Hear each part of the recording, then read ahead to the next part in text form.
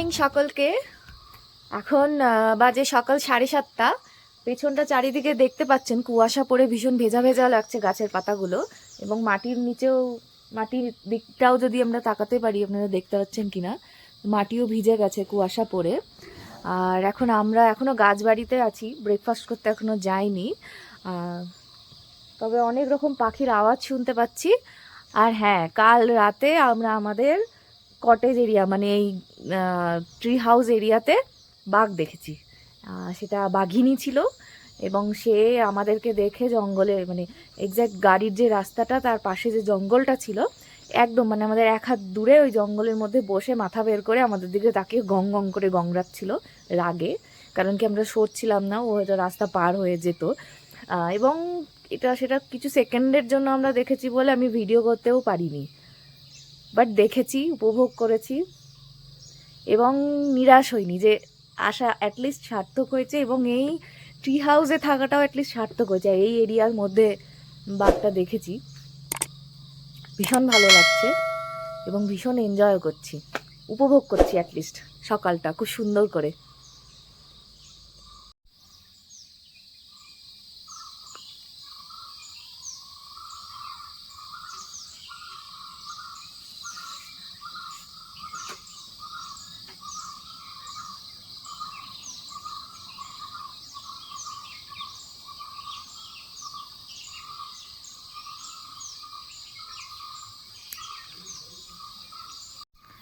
এই যে রাস্তাটিতে দেখছেন, এইটাই আমরা জঙ্গল দিয়ে এই রাস্তা সিঁড়ি দিয়ে নেমে আমরা এই লোহার সিঁড়ি দিয়ে উঠে আমাদের কটেজে মানে এই ট্রি হাউসে ঢুকেছি।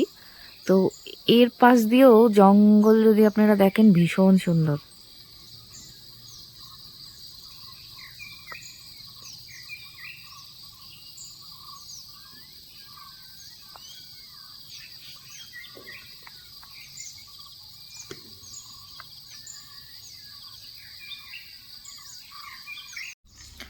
এই মুহূর্তে আমরা এগিয়ে চলেছি একটু হাঁটাচলা করার জন্য সামনের দিকে।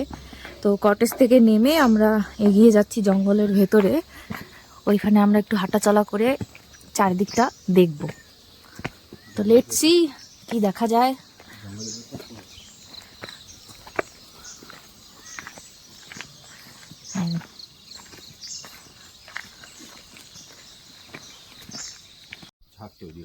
এই হলো কফি ফুল গাছটি, যেটা দেখছেন এটাও কফি গাছ। আর নিচের দিকে এখানে যদি দেখেন দেখবেন কফি ধরে আছে, এগুলো এখন কাঁচা রয়েছে।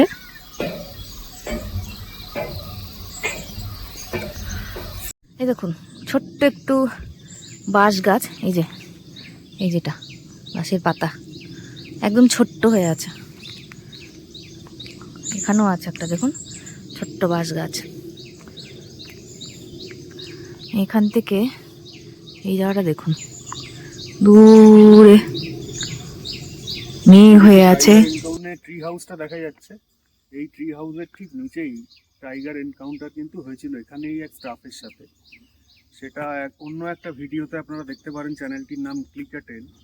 সেখানে সেই ডেসক্রিপশনটা পুরো বলা হয়েছে যে তার সাথে কী ঘটেছিল, কীভাবে হয়েছিল। সে হয়তো দিনের বেলাতেই এখানে খাবার নিয়ে আসছিল, সেই সময় কিন্তু এই ঘটনাটা ঘটে। তো এই জায়গাটা খুবই থ্রিলিং, ভিডিওতে দেখে আপনারা কতটা বুঝতে পারবেন জানি না, তবে কিন্তু খুবই থ্রিলিং, মানে পায়ে হেঁটে নিজে যদি ঘুরে দেখেন তাহলে কিন্তু বেশ একটা রোমাঞ্চ অনুভব করবেন। আর এর ভেতরে কিন্তু জঙ্গলের ট্রেলের মধ্যে বাকি যেরকম সাফারি হয় এরকম কিন্তু সাফারি নেই, এখানে পুরোটাই ঘুরে ঘুরে দেখতে হয়। হ্যাঁ, জঙ্গল সাফারি কাল রাতে আমরা করেছিলাম, সেখানে আমরা বাঘও দেখেছিলাম। তো সেটা মেন রোডের উপর দিয়ে যেতে যেতে দুপাশে যেটুকুটা জঙ্গলের মধ্যে দেখা যায়। তো কালকে আমরা হরিণ দেখেছি, বাইসন দেখেছি, হাতি দেখেছি, একটাই হাতি, মেল হাতি ছিল, আর একটা বাঘ ছিল। বাঘ দেখার জন্য বাইরে যেতে হয়নি। আর আমাদেরকে, হ্যাঁ, বাঘ দেখার জন্য বাইরে যেতে হয়নি, কারণ কি এক্স্যাক্ট আমাদের এর মুখোমুখি আমাদের কটেজ ছিল, সেই কটেজেই আমরা বাঘ দেখতে পেরেছি সৌভাগ্যক্রমে। কালকে যখন রাতের বেলা ডিনার করে গাড়ি করে ফেরত আসছিলাম আমরা, তখনই আমরা বাঘ দেখতে পেরেছি, এবং এরকম ঘন জঙ্গলের মধ্যে বাঘ উকি মেরে আমাদের দিকে তাকালো। আমরা পুরো বডিটা দেখিনি, কিন্তু মাথা অংশটা দেখেছি, এবং সে রাগে গোংড়াচ্ছিল।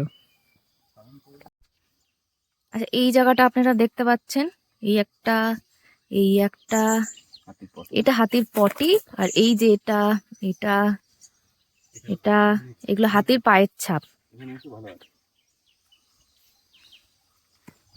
এই দেখুন, এখানে হাতির পায়ের ছাপ, বড় বড় হাতির পায়ের ছাপ, এই যে হাতির পটি।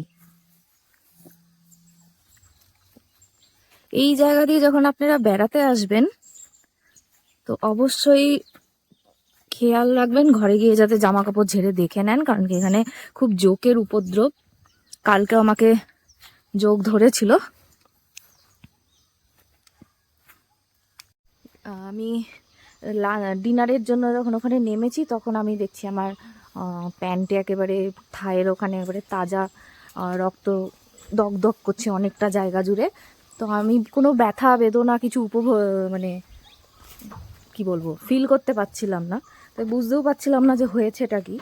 পরে বাথরুমে গিয়ে চেক করাতে বুঝতে পারি যে আমাকে জোক ধরেছে, এবং ব্লিডিং যেটা সেটা থামছেই না। এই হলো ওয়াচ টাওয়ার থেকে ভিউ।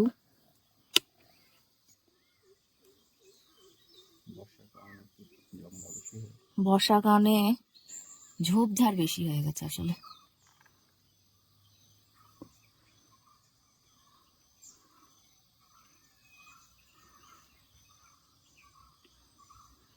এখান থেকে ওই পারের পাহাড় দেখা যাচ্ছে, মেঘে ঢাকা।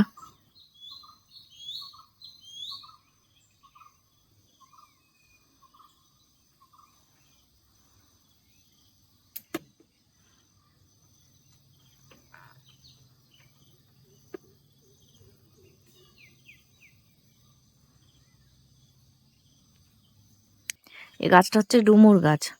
গায়ে দেখুন ডুমুর ফুলে, অনেকগুলো ডুমুর, ছোট ছোট ডুমুর ফলে আছে গাছে। এই দেখুন ডুমুর।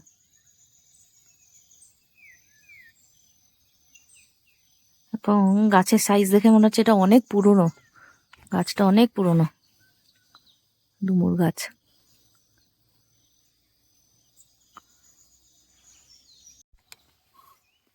আমাদেরকে এখন ব্রেকফাস্টের জন্য জঙ্গলে নিয়ে যাওয়া হচ্ছে। জঙ্গলের মাঝে আমাদের ব্রেকফাস্ট হবে।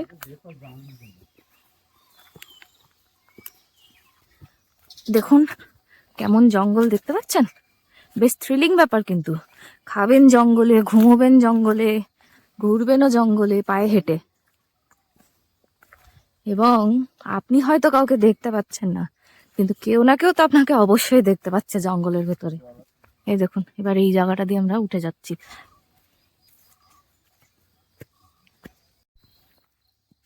দেখুন, যারা জঙ্গলকে ভয় পান বা জঙ্গলে থাকা জীবজন্তুদের ভয় পান, তাদের জন্য মনে হয় না এই জায়গাটি, কিন্তু যারা থ্রিলিং ব্যাপারটা ভীষণ পছন্দ করেন তারা অবশ্যই আসবেন এখানে। আমার মনে হয় না এর থেকে ভালো কোনো জায়গা আপনি পাবেন। দেখুন কিভাবে আমরা এগিয়ে যাচ্ছি আগে আগে। এই দেখুন, এই জায়গাটাতে দাদারা দাঁড়িয়েছেন, মনে হয় এখানেই খাওয়া দাওয়া হবে, ব্রেকফাস্ট। দেখুন, গাছ কেটে গুড়ি বসিয়ে বসার জায়গা করা হয়েছে। এখান দিয়ে একটা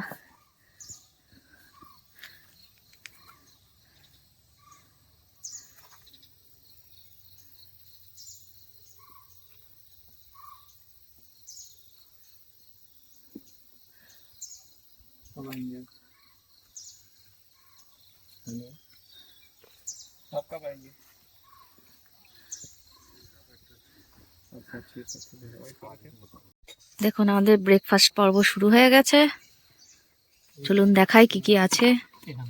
রয়েছে পাইনাপেল জুস, লুচি, অমলেট, ব্রেড, মানে স্যান্ডউইচ। আচ্ছা, আর এগুলো কি রয়েছে? ওগুলো ডাল মনে হয় লুচির সাথে খাওয়ার জন্য। প্লেট আছে, চামচ আছে, জল আছে।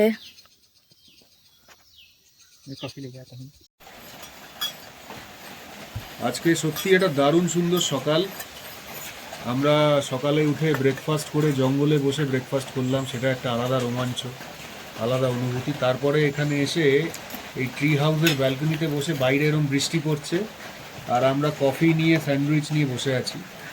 মানে এটা ভাষায় বর্ণনা করা যাবে না, যারা আসবেন এখানে তারাই একমাত্র বুঝতে পারবেন যে এটার অনুভূতিটা পুরো আলাদাই। কেননা এই যে গরম গরম স্যান্ডউইচ আর কফি, আর তার সাথে এরকম ওভারলুকিং ফরেস্ট ব্যালকনি, আর বাইরে এরকম একটা পরিবেশ যেখানে যে কোনো সময় আপনি যে কোনো ওয়াইল্ড অ্যানিম্যালসকে স্পট করতে পারেন। এবং আমাদের ব্যালকনির ঠিক সোজাসুজি রয়েছে একটা ওয়াটার স্পট, যেখানে কিন্তু প্রায়শই বাঘ বা হাতিকে দেখা যায়, তারা জল খেতে আসে। তো এরকম জায়গায় বসে কফি খাওয়া এবং বাইরের বৃষ্টি হওয়া দুটোকে আমরা খুবই এনজয় করছি।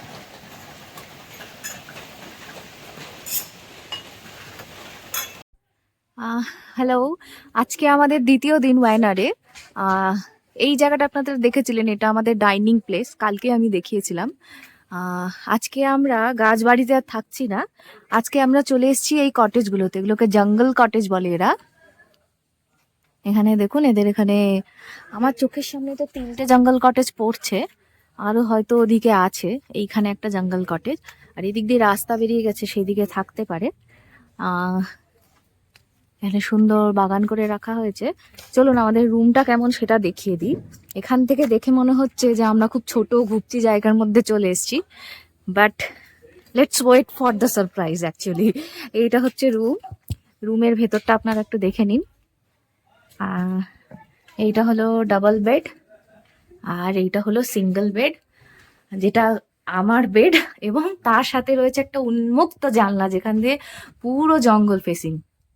আর আপনি যদি মানে এটাকে এনজয় করতে চান, এখানে বাইরে দুজনে বসার মতন বারান্দা আছে, যাতে ছাউনি আছে, আর ওপেন প্লেস একটা বারান্দা আছে, সেটা হচ্ছে এইটা।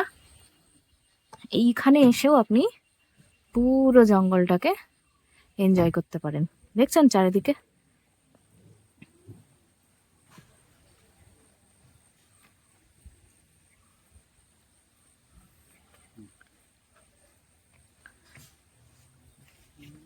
এই দেখুন, আমার 2 সারথি অলরেডি নিজের মতন বসে আনন্দে আছে। সারথি আমরা দেশে? হ্যাঁ, একদম সাথী না, সারথি একদম। এখানে একটা ছোট্ট ওয়াটার বডিও আছে।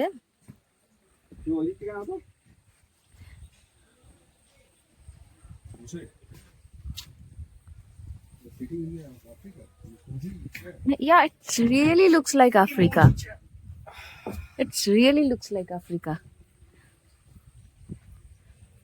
আর একদম মানে কালকে যেটা হলো নিজের কটেজেই বাঘ দেখা, ওটা তো আরোই ওরকম ফিল হচ্ছিল।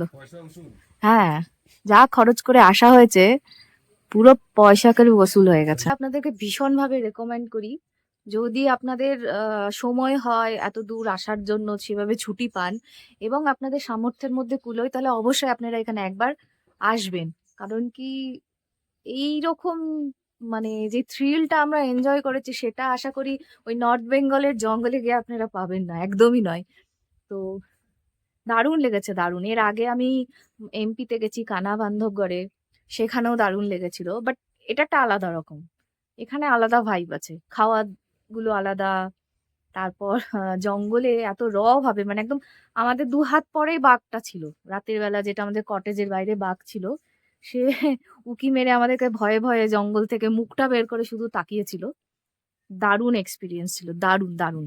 তো আমার তো মনে হয় আপনাদের একবার অবশ্যই আসা উচিত। সপরিবারে আসবেন, বন্ধু বান্ধবী নিয়ে আসবেন, এবং এখানে এসে কোনো রকম কোলাহল করবেন না, তাহলে এই জঙ্গলকে সুন্দরভাবে আপনারা এনজয় করতে পারবেন। সব থেকে বড় কথা হচ্ছে সিটিং ইন দিস কাউচ।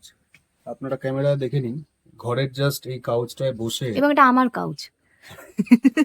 এটায় বসে বাইরে ওভারলুকিং ফরেস্ট এই কাউচটা, যেখানে জঙ্গলটাও পুরো দেখা যাচ্ছে, পুরো ন্যাচারাল বিউটি আপনারা দেখতে পাবেন। প্লাস এখানে যত ওয়াইল্ড অ্যানিমালস আসবে এই পট হোলসে, যেখানে বিকেলবেলা এরা এখানে সল্ট পিট বানিয়ে রেখেছে, সেখানে যত হরিণ আসবে, বাইসন আসবে, বা যদি কপাল ভালো থাকে তাহলে বাঘকেও দেখা যেতে পারে।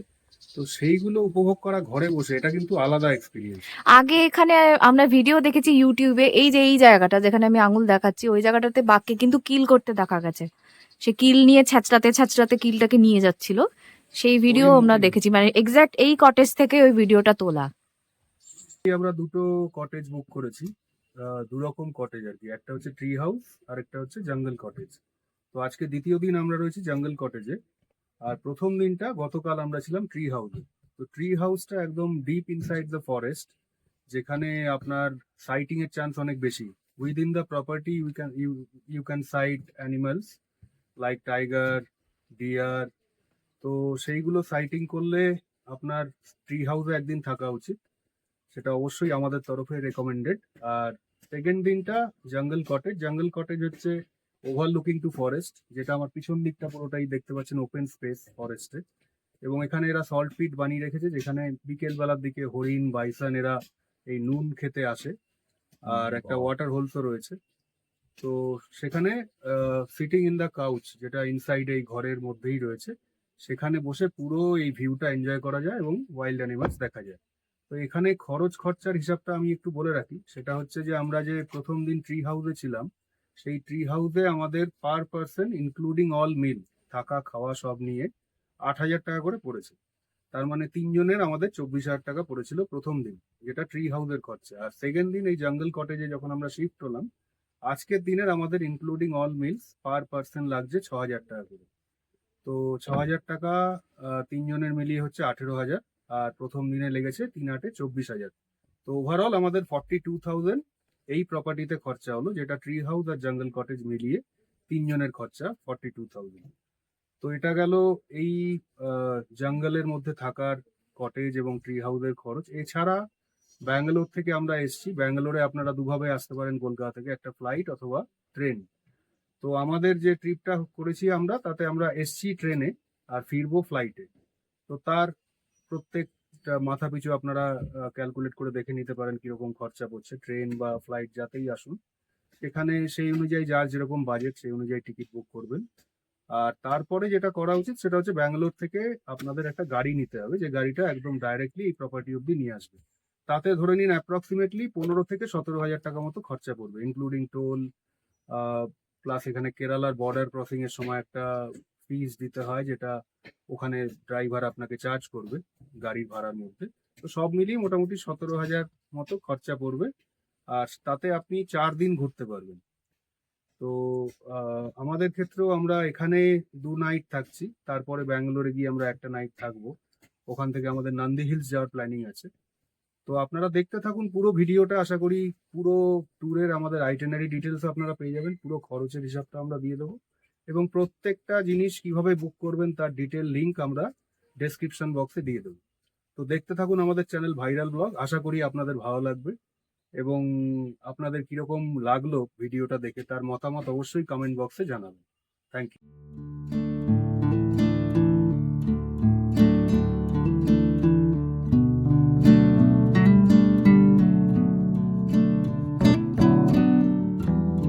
হোমস্টেতে লাঞ্চ রেডি হতে দেরি হবে বললো বলে আমরা বেরিয়ে পড়ি থিরুমাল্লি মহাবিষ্ণু টেম্পল দেখার জন্য।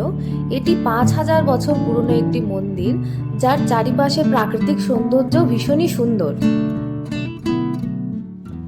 আমরা এখন মন্দির দর্শনে চলে এসেছি। পেছনে দেখতে পাচ্ছেন সিঁড়ি, এই সিঁড়িতে উপরে উঠে যাব। তার আগে চারিপাশটা দেখে নিই। এখানে অনেক মন্দির চত্বরে গাছ আছে। আর আমরা যেখানে স্টে করেছি জঙ্গল রিট্রিটে, সেটা এখান থেকে 15-20 মিনিট সময় লাগে বাই কার। তো একদম কাছে। চলুন আগে দেখাই আপনাদেরকে মন্দিরটি। এই মন্দিরটি 5,000 বছর পুরনো বলা হয়। আগে দেখি কোথাও যদি ইংলিশে লেখা থাকে কোনো হিস্ট্রি, তাহলে আমি আপনাকে সেই জায়গাটা দেখাচ্ছি। বেশিরভাগ জায়গায় এরা এখানকার ল্যাঙ্গুয়েজ ইউজ করেছে, যার জন্য আমি পড়তেও পারছি না, খুব একটা বিশেষ আমার সুবিধে হচ্ছে না। চলুন আপনাদেরকে আগে দেখাচ্ছি। সৌরভ দা এখন রেডি, একেবারে কোমরে হাত দিয়ে উপরে ওঠার জন্য সিঁড়ি বেয়ে। আমরা উপরে এগিয়ে যাচ্ছি। মন্দিরে গিয়ে আমরা প্রার্থনা করব সৌরভদার বিয়ের জন্য। আর এখানকার কারুকার্যগুলো একটু দেখতে পারেন, এগুলো অনেক পুরনো, পাথর কেটে বানানো। দুপাশেই আছে। আর এখানে কিছু লেখা আছে, বুঝতে পারছি না। আর উপরেও গেটের মধ্যে যা লেখা আছে এখানকার ল্যাঙ্গুয়েজেই লেখা আছে, তো কিছুই আমি পুরো বুঝতে পারছি না। আর এইখানে একটা ইনস্ট্রাকশন দেওয়া আছে, এইটা অবশ্যই ফলো করার চেষ্টা করবেন। চলুন আমরা সিঁড়ি দিয়ে উপরের দিকে উঠে যাই। উপরে উঠে মন্দিরের বাকি অংশটা আমরা দেখি। আমি শুনলাম উপরে সিনিক ভিউটিও নাকি খুবই সুন্দর। এটা মন্দিরের সিঁড়ির থেকে যেখান দিয়ে আমরা উঠলাম ওইখানে দাঁড়িয়ে আমি ভিডিওটা করছি। যারা ভক্ত তারা মন্দিরে আসবেন প্রার্থনা করতে এবং সিনিক বিউটি এনজয় করতে। আর যারা ভক্ত নন, যারা ঠাকুরে বিশ্বাস করেন না, তারাও অবশ্যই আসবেন অ্যাটলিস্ট সিনিক বিউটিটাকে এনজয় করার জন্য। আমরা উঠে চলে এসেছি। পিছনের পাহাড়গুলো আমার সবার আগে নজর কেড়েছে, সেগুলো দেখতে পারেন। ওইদিকেও দেখা যাচ্ছে। এখানেও তো সব মোটামুটি ওদের ভাষাতেই লেখা, আমি কিছু বুঝতে পারছি না। এখানে মনে হচ্ছে ব্যাংক ডিটেলস দেওয়া আছে।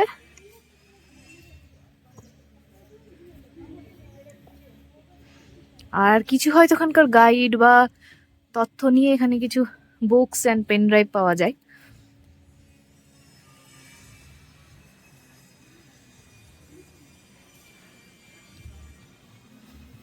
দেখুন এখানে একটা পদ্ম মোটিভ দেখতে পাচ্ছি।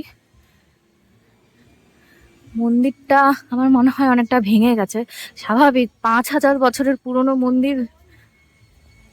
এইখানে কিছুটা আছে, মানুষজন ছবিও তুলছেন।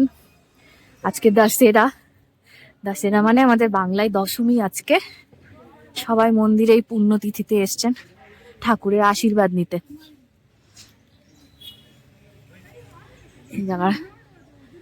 এখানে মন্দিরে হয়তো ঢোকা যায়, কিন্তু পেছনে জাস্ট পাহাড়গুলো দেখুন, হ্যাঁ কি সুন্দর।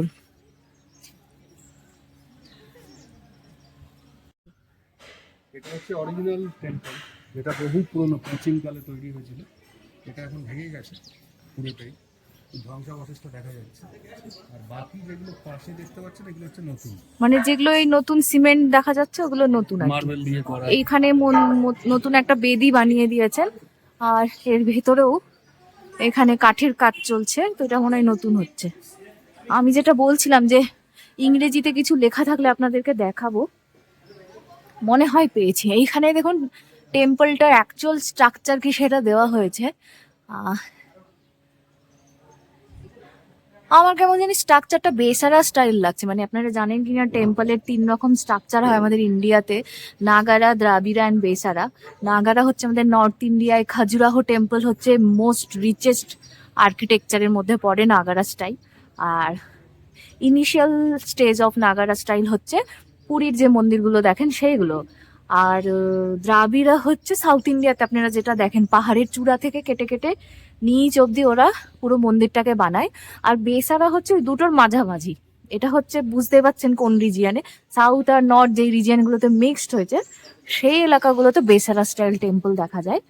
তো আমার এটা ওই রকম টাইপ লাগছে দেখতে স্ট্রাকচারটা। আচ্ছা, মন্দিরের এই পাশেও কিছুটা পুরনো স্ট্রাকচার আছে। এইখানে একটা কোন কিছুর অফিস, ট্রাস্টের অফিস হয়তো। আর এই হলো পিছনের সিনারিও, ভীষণ সুন্দর। এবং ছিটে ফোটা এখন বৃষ্টিও পড়ছে, ভীষণ সুন্দর লাগছে। উপরে মেঘ দেখুন কিভাবে ভেসে যাচ্ছে, ভীষণ সুন্দর লাগছে, ভীষণই সুন্দর।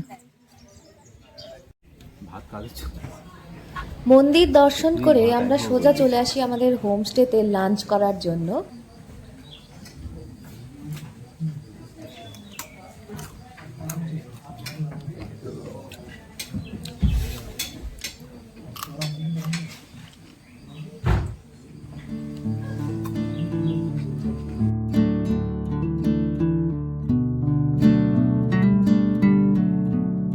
হোমস্টে থেকে লাঞ্চ সেরে আমরা বেরিয়ে পড়ি নাগারহোলের টাইগার রিজার্ভের দিকে। এই মুহূর্তে গাড়ি কুর্গের উপর দিয়ে এগিয়ে চলেছে এবং দুপাশে দেখা যাচ্ছে সুন্দর কফি প্লান্টেশন।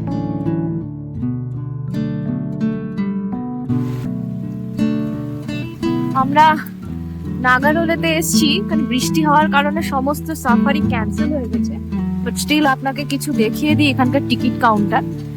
এইখানে যে টালির বাড়িটি দেখছেন এটা হচ্ছে এখানকার টিকিট কাউন্টার। আর এইদিকে জঙ্গলটার বাউন্ডারি আমি দেখতে পাচ্ছি। টিকিট কাউন্টারের ওখানে লেখা আছে ক্যাশ অনলি, তো চেষ্টা করবেন ক্যাশ পে করে এখানে টিকিট কাটার। আর বৃষ্টির কারণে সমস্ত সাফারি ক্যান্সেল হয়ে গেছে। এইবারই ইংরেজিতে লেখা আছে নাগার হলে টাইগার রিজার্ভ। তো আমাদেরকে নিরাশা নিয়ে আর কি রিটার্ন যেতে হবে। অনেক গাড়ি এখানে দাঁড়িয়ে আছে।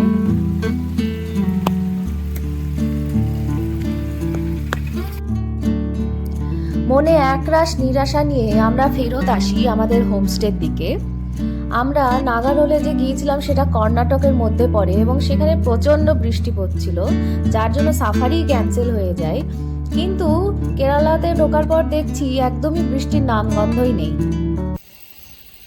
আমরা এখন আমাদের কটেজ থেকেই পেছনে যে ব্যালকনিটি আছে ওইখান থেকে এই দৃশ্যটি দেখতে পাচ্ছি। তার আগে এরকম জায়গায় হরিণ ছিল আর আমাদের পাশেই ময়ূর ছিল। এটি হচ্ছে ইন্ডিয়ান গৌড় বলা হয় এটাকে। সে একাই ঘুরছে দলছুট।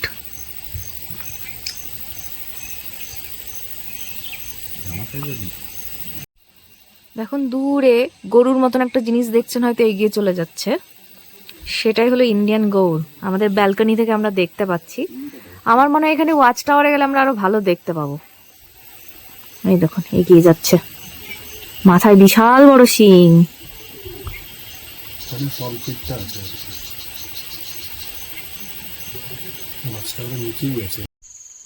এখন আমাদের রুম থেকে ব্যালকনির যে জঙ্গলটি ছিল পেছনে সেটা এখন ঠিক এইরকম দেখাচ্ছে। এবং একটু আগেই আমরা এখানে বার্কিং ডিয়ারের আওয়াজ পেয়েছি, তার মানে আশেপাশে বাঘ আছে। এবং আমরা ওপেন বসে আছি এখানে, বসে আমরা যথারীতি আড্ডা মারছি। দেখা তো যাচ্ছে না আশা করি। এই দেখুন আমরা এখন বসে আড্ডা মারছি। আর এই জায়গাটা বার্কিং ডিয়ার এখন আর চিল্লাচ্ছে না, সবাই এই দেখুন এখানে লোক টর্চ আছে, দেখতে পাচ্ছেন কিনা।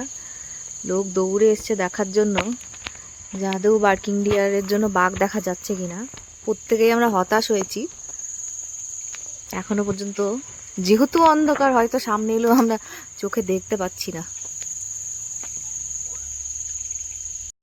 আপনারা যদি ওয়ায়ানার সম্পর্কে জানতে ইচ্ছুক হন তাহলে আমি এখন যেই ভিডিওটিতে দেখাচ্ছি বোর্ডটা, সেইটা পড়ে বুঝতে পারবেন। আপনারা একটু পজ করে ব্যাপারটা দেখে নিতে পারেন।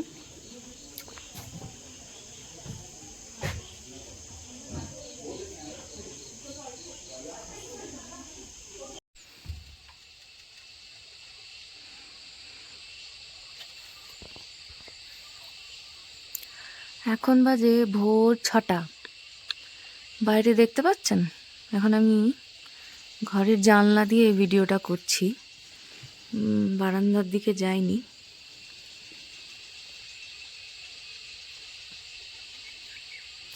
ঠিকঠাক আলো ফোটেনি, তাই খুব দূরের জিনিস আমি দেখতে পাচ্ছি না।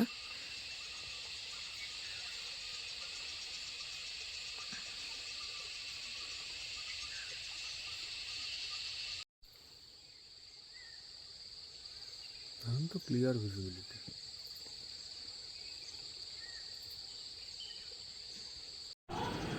ভোরের আলো ফুটতে না ফুটতে সবার আগে যে দৃশ্যপট আমাদের চোখে পড়ে সেটা হচ্ছে আমাদের কটেজের ঠিক বাইরে ঘুরে বেড়াচ্ছে একপাল হরিণ। এই দৃশ্য কিন্তু সচরাচর অন্য কোথাও গিয়ে চোখে পড়ে না। কাজেই ওয়েনার এসে এই প্রাপ্তি আমাদের কিন্তু চিরস্মরণীয় হয়ে থাকবে।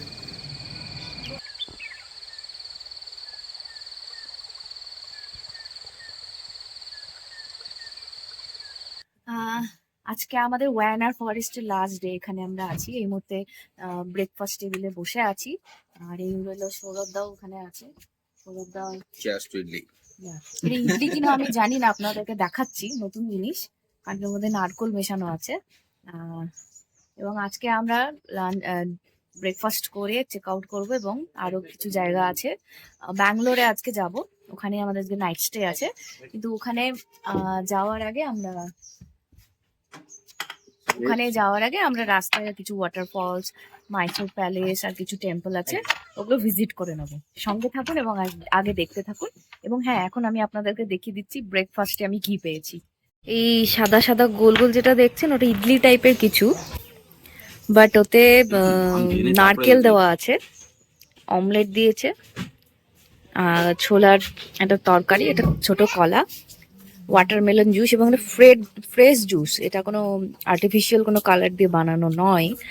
আর দিয়েছে স্যান্ডউইচ, যেটা এখন আমি পাতে নিইনি। চলুন আমরা আমাদের ব্রেকফাস্ট করা স্টার্ট করি।